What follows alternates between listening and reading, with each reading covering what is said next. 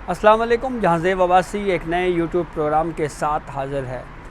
अब वकला बरादरी के माबेन इस वक्त लफ्ज़ी गोलाबारी का सिलसिला जारी है और ये मामला बिलखसूस है दो ग्रुपों के दरमियान। जी हाँ, एक ग्रुप जो आसमा जहांगीर ग्रुप इस वक्त इक़्तिदार में है सुप्रीम कोर्ट बार एसोसिएशन की सूरत में, उनके सदर मियाँ रऊफ़ अता हैं। तो दूसरी जानिब 26वीं आइनी तरमीम के मामले के पे मुखालफत में जो बयानबाजी की जा रही है उस मामले पे डिस्कस करेंगे और बिलखसूस आपको चंद वकला का बैकग्राउंड भी बताएंगे कि वो उनका जब वो सदर रहे सुप्रीम कोर्ट बार एसोसिएशन के तो उस वक्त उनकी तरफ से जो दायर की गई पटिशनें हैं उसमें हमें मुकम्मल तौर के ऊपर सियासी झलक नज़र आती थी। तो अब एक तरफ से दोबारा से जो है वो इस मामले के ऊपर लफ्ज़ी गोलाबारी आप कहें, बयानात का सिलसिला जो है वो जारी है। वकला एक्शन कमेटी के नाम के ऊपर कुछ वकला ने एक फ़ोरम बना रखा है जिसमें आबिद ज़ुबैरी साहब हैं, फिर इस पे Lahore high court bar association के कुछ ओहदेदारान हैं। तो ये उनकी जानिब से एक स्टेटमेंट जारी किया गया था जिस पे ऊपर एक reaction supreme court bar association की जानिब से दिया गया और कहा गया कि ये 26वीं तरमीम के ऊपर जो तनकीद की जा रही है ये दरअसल एक सियासी बयानिए को आगे बढ़ाया जा रहा है। गुज़िश्ता रोज़ एक मरतबा फिर वहाँ से एक स्टेटमेंट आया तो उसके जवाब में अब सुप्रीम कोर्ट बार एसोसिएशन की तरफ से एक जवाबी रद्द अमल के तौर के ऊपर एक बयान आया है जिसमें एक मरतबा फिर सुप्रीम कोर्ट बार एसोसिएशन ने 26वीं आइनी तरमीम की हिमायत की है और ये कहा है कि 26वीं आइनी तरमीम अब आइन और मुल्की कानून का अहम जुज़ बन चुका है। सुप्रीम कोर्ट बार हमेशा पार्लियामेंट और कानून की हुक्मरानी के लिए खड़ी रही है। 26वीं आइनी तरमीम से इख्तियारात की तकसीम और वफाक मजबूत हुआ है। ये एलामिया सुप्रीम कोर्ट बार एसोसिएशन की जानिब से जो है वो जारी किया गया है। इसमें मज़ीद ये कहा गया है कि 26वीं आइनी तरमीम से पार्लियामान की बालादस्ती का असूल मजबूत हुआ है। सुप्रीम कोर्ट बार आइनी बेंच जुडिशल कमीशन की कार्रवाई की मुकम्मल हिमायत करती है। आइनी बेंचेस की तश्कील से इंसाफ की फरहमी और पेचीदा आइनी मसाइल के तदारुक के लिए उसमें बेहतरी आई है। वकला की कमेटी सियासी मुहर्रिकात की बुनियाद के ऊपर आइनी बेंचेस, जुडिशल कमीशन और पार्लियामान पर सवाल उठा रही है। हमें वकला कमेटी के नुमाइंदगान से हमदर्दी है।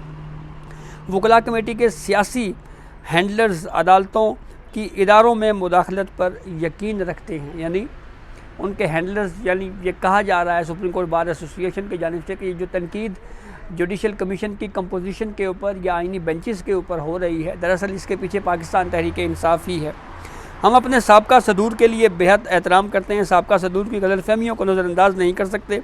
साबका सदूर ने मुतलका फोरम से रजू करने के बजाय वकला में तफरीक पैदा करने का इंतखाब किया। साबका सदूर के सियासी आकाओं को भी कौमी असम्बली में आवाज़ उठानी चाहिए। ये खासा सख्त रद्द अमल सुप्रीम कोर्ट बार एसोसिएशन की जानिब से इस मामले के ऊपर जो है वो दिया गया है। अब ये जो वकला एक्शन कमेटी है जो साबका सदूर की बात की जा रही है इसमें आबिद ज़ुबैरी साहब भी हैं, सुप्रीम कोर्ट बार एसोसिएशन के प्रेसिडेंट रहे हैं। हामिद खान ग्रुप से इनकी वाबस्तगी है। जब Umar Ata Bandial chief justice of Pakistan थे तो उस वक्त आबिद ज़ुबैरी साहब सदर थे सुप्रीम कोर्ट बार एसोसिएशन के और इस फोरम को काफ़ी ज़्यादा सियासी मकासद के लिए उस वक्त भी इस्तेमाल किया गया। जैसा कि पार्लियामेंट में कोई भी कानून बनता था, जो पीडीएम की हुकूमत में कानून बनाया जाता था, एडवोकेट आबिद ज़ुबैरी जो है वो फौरी तौर के ऊपर आर्टिकल 184(3) की एक दरख्वास्त लेके उमर अता बंदयाल साहब के पास पहुंच जाते थे और फिर वहां से उसी वक्त स्टे भी मिल जाता था। प्रैक्टिस एंड प्रोसीजर कानून में भी यही हुआ। जब कानून बना तो आबिद ज़ुबैरी साहब सदर थे सुप्रीम कोर्ट बार एसोसिएशन के, वो और चंद दीगर दरख्वास्त गुजारान जो है वो दौड़ते हुए सुप्रीम कोर्ट में आए और सुप्रीम कोर्ट ने फौरी तौर पर स्टे दे दिया। इसी तरह से review of judgement and orders का एक कानून आया था, वो भी उन्होंने सुप्रीम कोर्ट में चैलेंज कर दिया। फिर इसी तरह से पीटीआई के हवाले से जितनी भी डेवलपमेंट्स जो हैं वो उस दौरान में होती रही। हमेशा कोई ना कोई दरख्वास्त सुप्रीम कोर्ट बार एसोसिएशन की जानिब से सुप्रीम कोर्ट में ज़रूर दायर की जाती रही। तो उस वक्त भी ये तासुर बड़ा आम था कि इस एक बड़ा एक फोरम है वकला का, जो वकला के वोट के ज़रिए सदर मुंतखब होते हैं, तो इसको सियासी बयानियों के लिए या सियासी जमातों के लिए इसको इस्तेमाल नहीं होना चाहिए।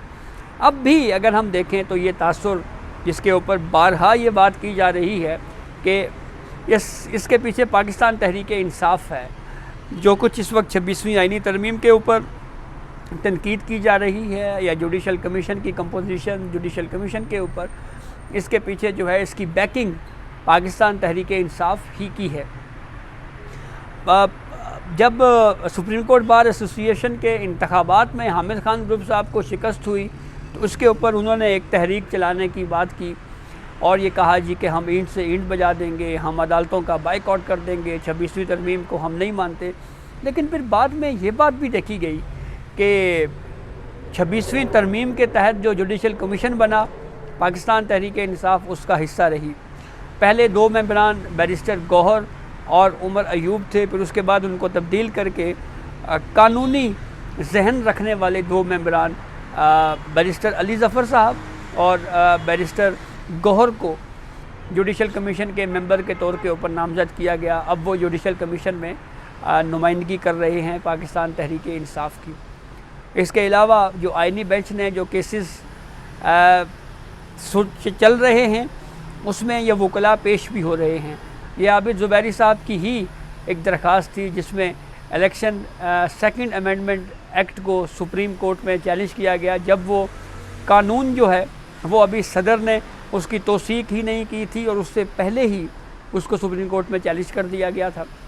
तो जब आइनी बेंच ने इसके ऊपर समाअत का आगाज़ किया तो एडवोकेट हामिद खान साहब ने, आबिद ज़ुबैरी साहब ने, इन तमाम वकला की जानिब से ये कहा गया जी कि हम, इवन सलमान अकरम राजा साहब भी थे, कि हम नई दरख्वास्त हमने दायर करनी है, तो इसके लिए हम दरख्वास्त वापस लेना चाहते हैं। तो आइनी बेंच ने बहरहाल ये सवाल भी उठाया कि आप पहले ही ये नई दरख्वास्त दायर कर देते, दरख्वास्त विड्रॉ कर लेते, तो आपने इतनी ताख़ीर क्यों की इस मामले के ऊपर। तो वहाँ से भी ये इम्प्रेशन हमें ज़रूर मिला कि इस मामले के ऊपर भी पॉलिटिक्स की जा रही है। बहरहाल वो दरख्वास्त वापस ली गई जो कि आज तक जो है वो दोबारा दायर नहीं की गई।